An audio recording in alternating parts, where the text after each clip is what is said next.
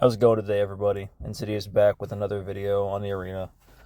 I want to touch today on the cabinet and how you can best use your medals that you win each reset, and give a kind of brief overview of Dagda and where I think he stands, in my opinion. So, saying that, let's get started. Go to the cabinet. I want to show you what my cabinet tree looks like. That way you can get an idea of the numbers that I'm going to be talking about. And I also want to point out that the only thing that you're going to see here that applies a percentage that is not weighted on a scale from a base stat is crit damage, accuracy, and resistance. Everything else, the exception of speed, which is its own thing, is weighted on a base stat scale. What I mean by that is if we go here, we look, that percentage for HP, attack, and defense is weighted against the base stat of a hero. So for HP, it's 10% weighted against 15,806.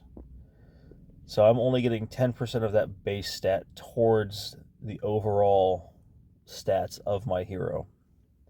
And you can see it's not a lot.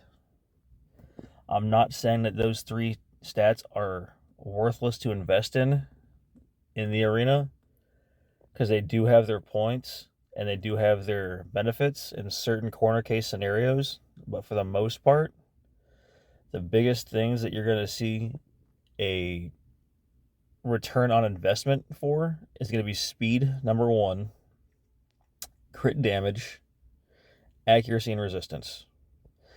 Not necessarily in that order, depending upon how you value them, but that's how I value them. The best way that I think you can maximize the potential of your heroes is to invest in those four stats first, and then start to branch out into HP, attack, and defense.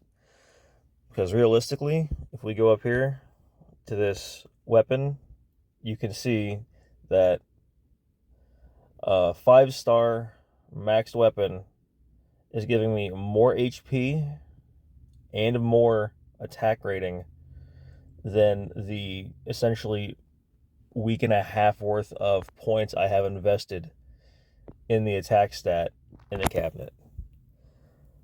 I just want to break that down. If you invest in speed, crit damage, accuracy, and resistance overall more in your cabinet, it's going to allow you to free up more substats on the gear that you're equipping, so that way you can actually maximize the effects of the gear you're equipping, and you won't have to say spec into crit damage as much or accuracy or speed as much. I mean, you're still going to invest in speed, but you're going to get a larger boost from your cabinet as well.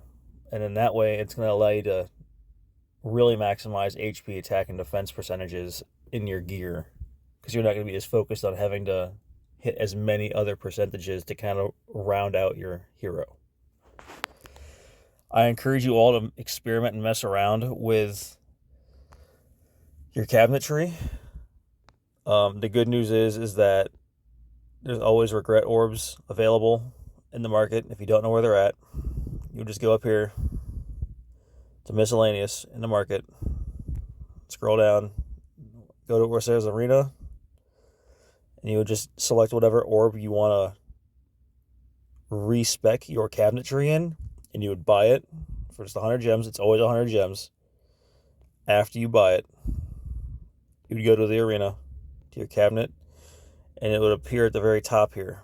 And you would just click on it up here, and it would allow you to reduce all the points in that tree to 0, give them all back to you, and you can put them wherever you like. So there's really a large upside to experimenting, and the cost is pretty low for it. I highly recommend it. I've definitely done it myself. Switching gears, Dagda.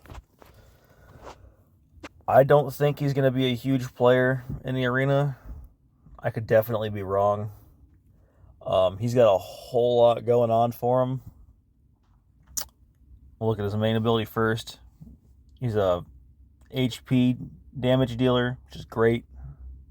He's going to hit really hard. He's going to be super tanky because he's going to have a huge health pool. You can see mine. You know, he's got how much? Almost 38,000 life, and he's only 550. So he's going to be sitting probably around 50,000 when he's 6-star. Next attack, next effect, decrease attack. It's pretty relevant. Can probably take care of some of those pesky Arthurs that are running around right now in the arena. Make him a little bit weaker so he's not one-shotting everybody. And the best effect, I think, on his attack is definitely Board Jester. Slowing down a hero is very important in the arena. The less they match, the less mana they have, which means they're going to special even less. And of course, it scales. Eventually it's 4 turns and 33% of the caster's HP. It's pretty good. His passive, I'm not a fan of his passive. I think the best part of his passive is that if he kills somebody, he gives recovery for 2 turns to your team. But it doesn't scale. He does have the chance to give recovery at random to an ally, but that's random. It could be absolutely no use, and it could land on somebody that's full health and will never benefit from it. And the damage increase, it's until the end of the wave. Waves end very quickly in arena, and you never get that buff back. I think if it was reworked, it would be a lot better.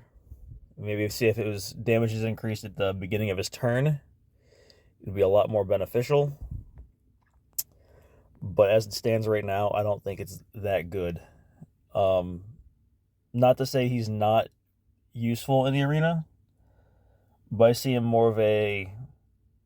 as more of a like assistant attacker. Like you'd have a main damage dealer, so like a Torbjorn or Sophia, and then you'd have him to kind of bring in the rear of it all and kind of help support the team, with attack down on their attacker and Board Jester, just to kind of slow everything down.